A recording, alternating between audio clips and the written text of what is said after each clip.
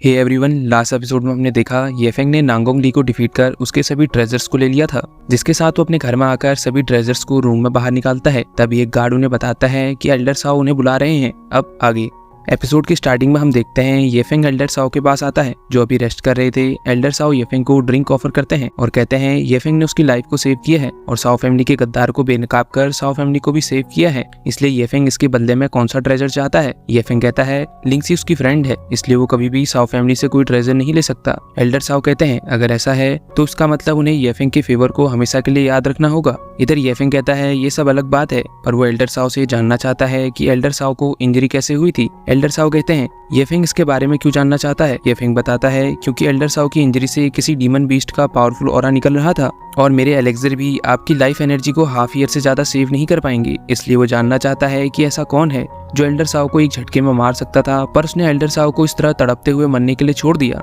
अब Elder Sao येफेंग को बताना स्टार्ट करते हैं कि वो डीमन बीस्ट कोई ऑर्डिनरी बीस्ट नहीं था। वो डीमन बीस्ट एक 9th स्टेज की पीक का वाइल्ड स्पिरिट था। अगर उस दिन वो वाइल्ड स्पिरिट हेवीली इंजर्ड नहीं होता तो शायद आज पूरी साओ फैमिली के साथ नांगोंग फैमिली और अदर फैमिलीज भी उसका सामना नहीं कर पाते और वही मारे जाते हैं। एल्डर साओ बता रहे थे वो वाइल्ड स्पिरिट इतना पावरफुल था कि उसने उन्हें बस एक अटैक में ही लगभग मार दिया था। येफेंग कहता है ऐसा लगता है जैसे साओ फैमिली को कोई टारगेट कर रहा है। एल्डर साओ कहते हैं वो समझ गए कि येफेंग क्या कहना चाहता है, पर नांगोंग फैमिली या साओ स्वान में से इतना कोई भी पावरफुल नहीं कि वो साओ फैमिली को टारगेट बनाए। और रही सेंट्रल टेरिटरी के लार्जेस्ट मेडिकल अलायंस, तो वो लोग कभी भी ऐसे मामलों में नहीं पड़ते और वैसे भी फिजिशियन ने उनका काफी पुराना फ्रेंड है। येफेंग कहता है उसके हिसाब से सभी लोग प्यादे हैं, असल में इनके पीछे का रियल मास्टरमाइंड 9 हेवन दाओ पैलेस है। एल्डर साओ कहते हैं क्या येफेंग 9 हेवन दाओ पैलेस के बारे में जानता है, पर उन्होंने कभी भी 9 हेवंस वालों को ऑफेंड नहीं किया और ना ही वो किसी ऐसे पर्सन को जानते हैं जिसके रिलेशन 9 हेवंस के साथ हो। इनकी बात इसी तरह से चल रही थी तभी वहाँ लिंक्सी आती है जो इन्हें बताती है साओ मेंशन के डोर पर कोई आया है।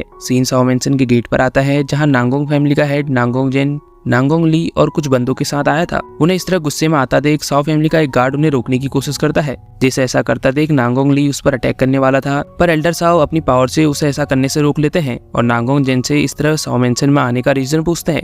नांगोंग ली आगे आकर कहता है इतना इनोसेंट बनने की जरूरत नहीं है, इसलिए चुपचाप मेरी स्वान डिस्क को वापस करो वरना आज मैं साओ फैमिली को ही खत्म कर दूंगा। तभी येफेंग कहता है ली ने उस डिस्क को येफेंग के साथ फाइट में हारा है, पर फिर भी वो बेशर्मों की तरह उसे मांगने के लिए साओ मेंशन में आ गया और वैसे भी वो डिस्क मेरे पास है, उससे साओ फैमिली का कुछ भी लेना देना नहीं है जो तुम साओ फैमिली को धमकी दे रहे हो। येफेंग लिंक्सी के साथ नीचे आ जाता है। ली कह रहा था आज यहाँ खुद उसके फादर आए हैं, इसलिए येफेंग को स्वान डिस्क को किसी भी हालत में उन्हें वापस करना ही होगा। येफेंग कहता है इससे क्या फर्क पड़ता है, भले ही तुम अपने एंसेस्टर्स को यहाँ खुद क्यों न ले आओ, फिर भी मैं वो स्वान डिस्क को तुम्हें वापस नहीं करूंगा। येफेंग की बात सुन नांगोंग जेन येफेंग पर अटैक करवाते हैं। येफेंग भी स्वान पैसेज टेक्निक का यूज कर सभी बंदों को काफी आसानी से मार देता है। नांगोंग जेन कह रहा था उसने येफेंग की पावर को अंडर एस्टिमेट किया, इसलिए अब येफेंग को उसका सामना करना पड़ेगा। नांगोंग जेन येफेंग पर अटैक करता है और येफेंग थोड़ा पीछे चला जाता है। अब येफेंग भी स्वॉर्ड दाओकी से नांगोंग जेन पर अटैक करता है जिसे नांगोंग जेन ने रोक लिया था।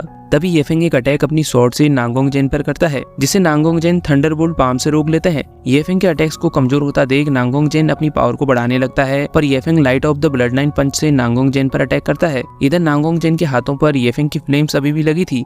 येफेंग नांगोंग जेन को फाइट के लिए ललकारता है। नांगोंग जेन बोर्गो डिलम के कल्टीवेटर थे और अब वो अपनी समर ब्लेज स्वॉर्ड दाओकी का यूज करते हैं जिससे चारों ओर पावरफुल फ्लेम ऑरा फैल जाता है। इसका सामना लिंक्सी नहीं कर पा रही थी तो एल्डर साओ उसे प्रोटेक्ट करते हैं। नांगोंग जेन समर स्वॉर्ड से येफेंग पर अटैक करता है। येफेंग भी बीम थ्रस्ट टेक्निक से नांगोंग जेन के अटैक को रोकता है। इन दोनों की फाइट से चारों ओर पावरफुल एनर्जी वेव फैल रही थी, पर तभी फिजिशियन यू अपने जेट पेंडेंट का यूज कर इनकी फाइट को रोक देते हैं। नांगोंग जेन फिजिशियन यू से फाइट में इंटरफेयर करने का रीजन पूछता है। फिजिशियन यू बताते हैं वो यहाँ येफेंग के लिए आए हैं। येफेंग भी कहता है तो क्या physician you golden needle technique और एल्केमी को सीखना चाहते हैं। फिजिशियन यू कहते हैं वो येफेंग से सभी कुछ सीखना चाहते हैं और बताते हैं जब उन्होंने येफेंग की गोल्डन नीडल टेक्निक के बारे में मेडिसिन अलायंस में बताया तो कोई भी उसकी बातों पर भरोसा नहीं कर रहा था और सभी लोग येफेंग की इस टेक्निक को अपनी आंखों से देखना चाहते हैं। येफेंग कहता है वो रेडी है, पर अभी वो कुछ बदमाशों के साथ फाइट में बिजी है, इसलिए उसे कुछ टाइम लगेगा। फिजिशियन यू नांगोंग जेन से इस फाइट को उनके लिए यहीं पर एंड करने को कहता है और बताते हैं येफेंग की गोल्डन नीडल टेक्निक काफी ज्यादा खास है जिसे वो सीखना चाहते हैं और येफेंग 100 हब अलायंस का गेस्ट भी है